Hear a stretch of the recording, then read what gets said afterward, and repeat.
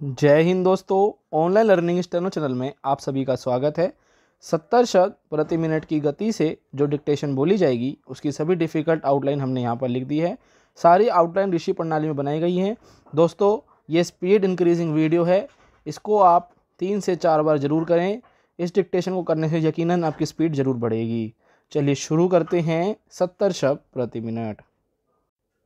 Start.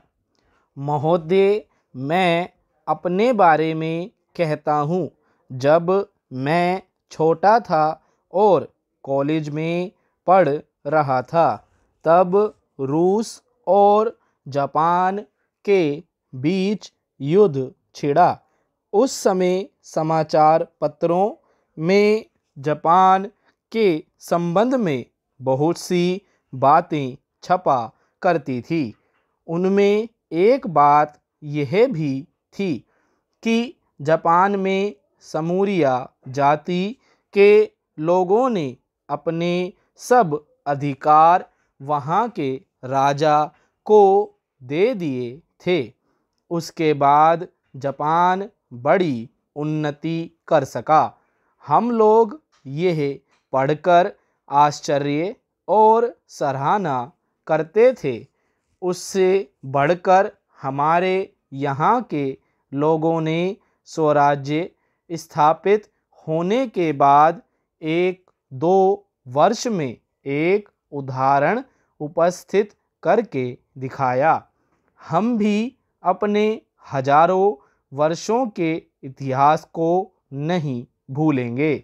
जो रियासतें अलग अलग स्थापित हो गई थी और एक प्रकार से भारत कई टुकड़ों में बटा हुआ था, वे सब टुकड़े एक हो गए।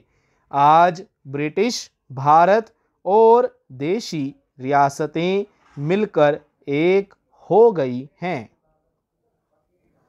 उसके बाद हमारे सामने यह प्रश्न आया कि भारत के लोग केवल स्वराज्य से ही सुखी नहीं हो सकते, उनको किसी न किसी प्रकार सुखी बनाना है।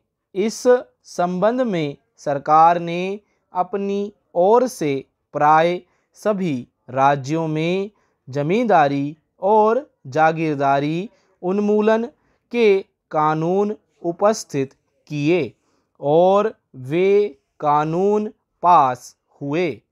प्रसन्नता की बात तो यह है कि बहुत से स्थानों में कानून उन लोगों की स्वीकृति से तथा उन लोगों की सलाह से पास किए जिनकी जमींदारी और जागीरदारी समाप्त हो जानी थी। यह भी देश प्रेम का उदाहरण है। उन लोगों ने अपनी संपत्ति का त्याग इसलिए किया कि उससे सारे देश को लाभ पहुँचे। वह काम भी लगभग पूरा हो गया और पूरा होता जा रहा है। हमारे सामने मार्ग प्रशस्त है और अब हमें इस पर चलने की शक्ति चाहिए। हम में परस्पर कभी कभी इस प्रकार की संकुचित धार्मिक अथवा सामाजिक भावना देखने में आती है, जिसके कारण कभी कभी लड़ाई झगड़े हो जाते हैं। हम इस चीज़ को भी दूर करने का प्रयत्न कर रहे हैं।